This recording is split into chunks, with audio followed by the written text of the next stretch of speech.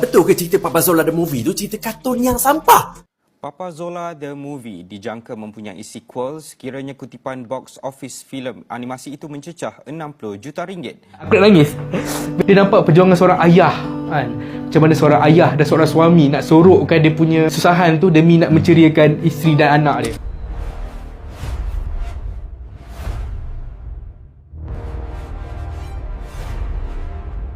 Selama ini, animasi Malaysia sering dipandang sebelah mata. Ada yang menganggapnya biasa, ada juga yang meremehkan keupayaannya untuk berdiri sebaris dengan karya luar negara. Namun realitinya kini jauh berbeza. Animasi Malaysia bukan sahaja mendapat perhatian di dalam negara, malah mula mencuri tumpuan penonton dari pelbagai negara.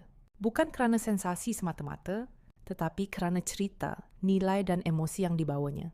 Ramai penonton luar negara mengaku, mereka tidak menjangka animasi dari Malaysia mampu menyentuh perasaan sedalam itu.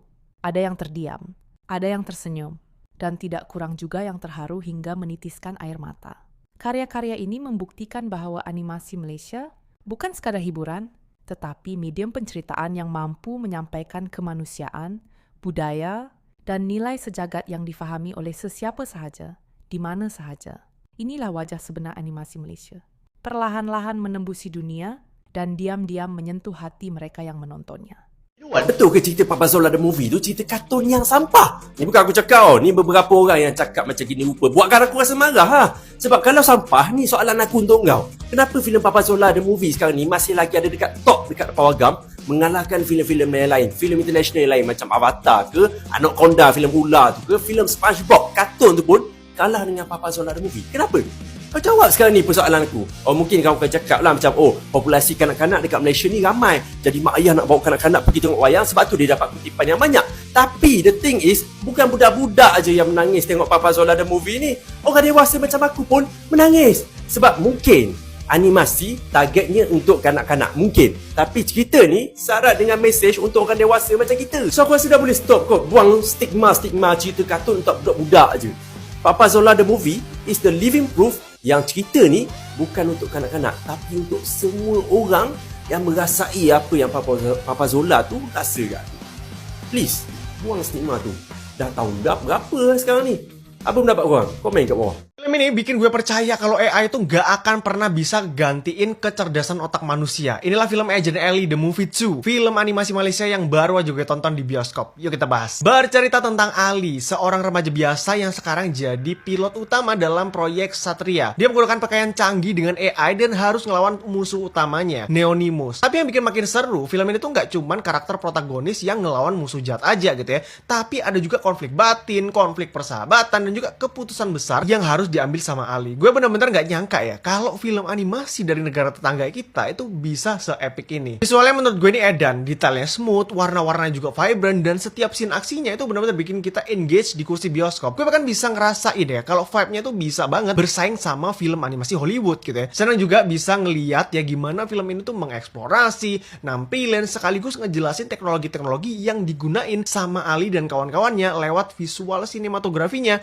yang benar-benar top notch gitu ya. Salah satu poin plus lainnya adalah di soundtracknya yang menurut gue ini ngena banget. Musiknya bikin suasana yang tegang makin tegang dan juga emosional di momen-momen klimaksnya. Gue ngerasa film ini tuh nggak cuma sekedar tontonan anak-anak biasa gitu ya. Buat kalian yang udah dewasa pun gitu ya, juga pasti bakal engage sama plotnya yang cukup padat dan ada twist di akhirnya yang cukup bikin kaget gitu ya. Info aja ya, film itu dibuat dalam waktu 2 tahun. Jadinya nggak heran ya kalau film yang satu ini udah jadi salah satu film animasi terlaris di Malaysia. Overall gue mau kasih rating film ini 8,5/10. Pokoknya film yang satu ini, Agent Ellie The Movie 2, ini wajib banget kalian tonton di bioskop guys. This is me before watching Papa Zola.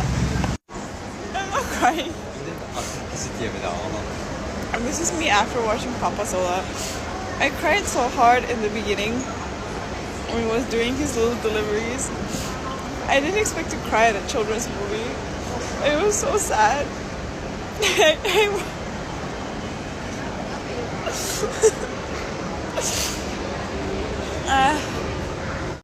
Papa Zola The Movie dijangka mempunyai sequel sekiranya kutipan box office filem animasi itu mencecah 60 juta ringgit.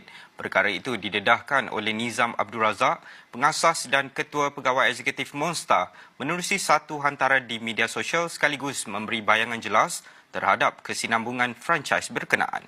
Oke, ini serius, tetangga yang bikin film animasi ini. Gila sih ini. Jadi beberapa hari yang lalu gue dapat undangan buat ikut screening Agent Ali The Movie 2, dan satu-satunya alasan gue mau ikut acara ini adalah karena adik gue ngefans banget sama Agent Ali. Gue nggak berekspektasi banyak buat film ini, tapi gue tahu Malaysia itu udah jauh lebih serius dalam skena peranimasiannya dibanding Indonesia. Cuman beres nonton yang gue kaget adalah gue sampai berani bilang film ini tuh punya eksekusi yang layak banget disandingin sama film-film animasi Hollywood. Awalnya gue mikir, oke lah, gue nonton film ini pakai kacamata anak-anak aja kali ya. Atau gue juga belum nonton series dan film pertamanya. Di luar prediksi, cerita film ini tuh selain bisa banget dinikmatin sama anak-anak, ternyata gue yang gak ngerti apa-apa soal Agent Ali langsung dibuat peduli sama struggle si karakter utamanya. Dan basically di sini Agent Ali harus ngebuktiin diri sebagai agent yang diplot sebagai garda terdepan pertahanan cyberraya, kota fiksi di filmnya. Ya coming of age ala-ala Spider-Man Homecoming lah. Dan film ini ngasih perkembangan karakter Ali yang kena banget buat gue. Di luar itu world building universe-nya juga keren. Banyak istilah-istilah asing yang sempat bikin bingung, tapi berhasil dijelasin lewat cerita filmnya tanpa harus belak-belakan banget. Gue jadi tahu apa itu sistem iris, gue tahu mata itu ibarat shield, sampai gue bisa ngerti hierarki di organisasi mata itu kayak gimana. Semuanya dituturin secara natural dan gue seneng filmmakernya itu percaya ke penonton bisa paham tanpa harus digurui. Terus gue nggak mau spoiler sih, tapi Agent Ali ini tuh punya plot twist dan konsekuensi cerita yang dalam. Baik lagi beres nonton gue nggak ngeliat film ini tuh sekedar film anak-anak, karena gue yang dewasa aja jadi dibikin tertarik sama cerita sebelumnya, apalagi lanjutannya. Dan kayaknya lanjutannya bakal lebih epic lagi. Gue nggak sabar karena sekarang gue udah jadi fanboynya Agent Ali. Overall film ini tuh perlu ditonton di bioskop dan lo nggak perlu nurunin ekspektasi lo, karena buat gue pribadi ini next level banget. Konflik karakternya menarik, plot ceritanya seru, dan terakhir animasinya gokil. Dari awal sampai akhir, terutama final battle-nya bener-bener bikin gue terpukau sih. Worth it pokoknya dinikmatin di layar sebesar mungkin. Jadi saran gue sih, mau orang dewasa, mau anak-anak, apalagi orang dewasa yang bawa anak, jangan ketinggalan Agent Ali The Movie 2 di bioskop terdekat. Jadi ya segitu dulu. Sekarang gue mau nge-binge dulu series Agent Ali yang ada di YouTube.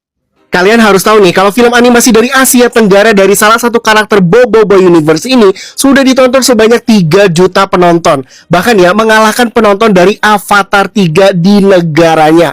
Kabar gembiranya, film ini bakalan segera tayang di bioskop Indonesia. Langsung aja kita bahas tipis-tipis dan juga tonton dulu official trailer dari film Papa Zola The Movie. Papa. Ya, Papa Zola. Protect and Prevent Agency. Oke. Protect and prevent daripada apa? Dari serangan makhluk asing.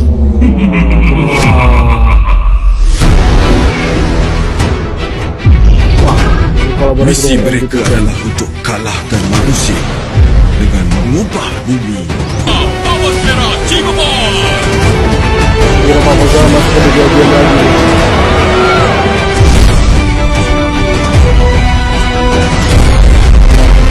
Kisah apa jadi? Gila, animasinya scoringnya gila banget.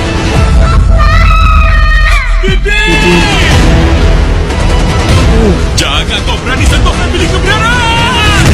Malaysia emang gak pernah gagal ya kalau bikin film animasi. Bener-bener smooth banget animasinya. Gue yakin banget ya, udah banyak juga nih orang yang nunggu film yang satu ini tayang di Indonesia. Salah satunya adalah gue. Lihat ini aja ya, sekilas jadi inget film superhero keluarga kayak The Incredible. Yang membedakan hanya di tema utamanya aja nih, dimana di film Papa Zola The Movie ini akan menceritakan gonjang-ganjing kehidupan di dalam dunia game. Kali ini akan berfokus pada karakter bernama Papa Zola. Nah, menariknya lagi ya, di trailer ini kita dikasih tahu ya kalau ada 2 timeline. Yang pertama ada era Papa Zola muda dan juga era Boboiboy ini. Di masa lalu mungkin akan menceritakan kenapa Papa Zola ini ada di dalam game, dan di era sekarang sebelum era Boboiboy Galaxy, atau malah sesudah Arch Baraju. Konflik utama di film yang satu ini tentu aja ya terjadi karena anak Papa Zola bernama Pipi ini diculik dan masuk ke dunia game.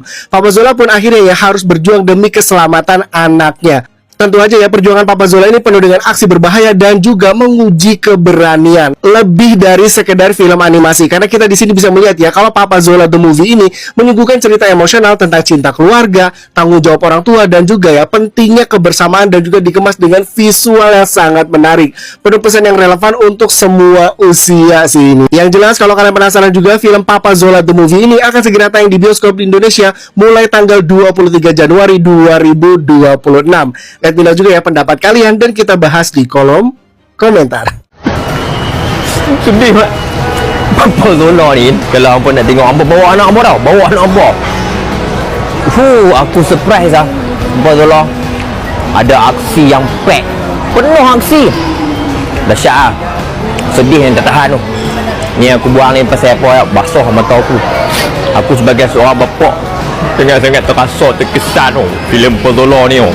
Dia sangat-sangat suntikkan kita pasal sayangnya kita pada bini, sayangnya kita pada anak. Tak ada, aku dah sedih kan, berhenti apa. Tak nak cakap lah, ampun mai tengok Papa Zola. Serius aku cakap, Papa Zola apa kena tengok. Serius, filem yang penuh aksi, filem yang sangat sedih. Satu-satu yang berjiwa bapa-bapa tu mai bawa anak, aku bawa anak aku lah. Dia seronok tengok, aku sedih. Papa Zola best bro, serius guys. Ampun tengoklah Papa Zola. Apa yang menjadikan animasi Papa Zola begitu istimewa bukan terletak pada kesan visual yang berlebihan, tetapi pada cerita yang jujur dan dekat dengan kehidupan manusia.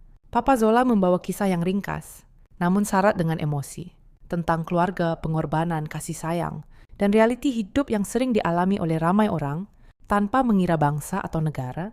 Penonton tidak dipaksa untuk menangis, tidak disuruh untuk bersedih, namun emosi itu hadir sendiri.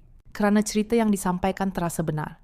Ramai penonton luar negara mengaku mereka tidak memahami bahasa sepenuhnya, namun tetap mampu merasai maksud yang ingin disampaikan. Ini membuktikan bahawa emosi yang tulen tidak memerlukan terjemahan. Dalam setiap jalan cerita, Papa Zola memperlihatkan nilai kemanusiaan yang universal, kasih seorang ayah, keletihan seorang pencari nafkah, dan pengorbanan yang sering tidak terucap dengan kata-kata. Disinilah kekuatan animasi ini. Ia tidak menjual sensasi, tetapi membina hubungan emosi. Ia tidak mengejar viral semata-mata, tetapi meninggalkan kesan yang lama di hati penonton. Papa Zola membuktikan bahawa animasi Malaysia mampu berdiri di pentas antarabangsa, bukan dengan meniru orang lain, tetapi dengan menjadi diri sendiri. 10/10 untuk Papa Zola The Movie. Ustaz, biar betul ini 10/10. Ustaz tipu apa? Kebenaran tak pernah menipu. Macam mana? Saya pun dah pandai buat suara Papa Zola. Akulah Papa Zola, musuh kejahatan, kekasih kebenaran. Aku nak nangis. Dia nampak perjuangan seorang ayah kan.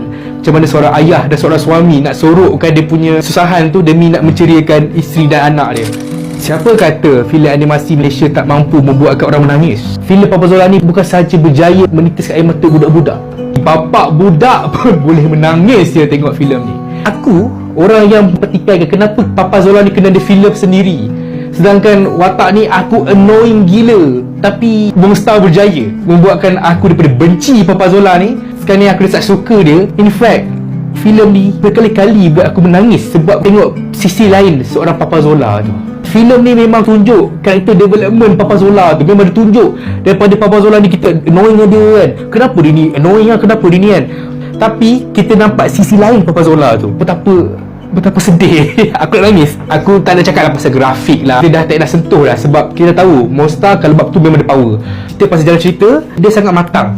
Macam dulu kan banyak lawak yang macam tak kena ke tempat dan sebagainya. Tapi kali ni memang Papa Zola ni memang fokus nak ceritakan tentang kedalaman watak ataupun sisi lain Papa Zola tu dan perjuangan dia. Apa jadi sebelum ni, kenapa dia kat dalam game dan sebagainya. Aku sangat suggest korang tengok movie ni, bawa ayah korang sekali, kau akan lebih pandang ayah kau. Macam tu lah kan, nak nangis ni. So thank you Monster atas pasal filem macam ni. So kepada korang mana yang dah tonton filem, cuba komen sikit setuju tak apa pendapat aku. So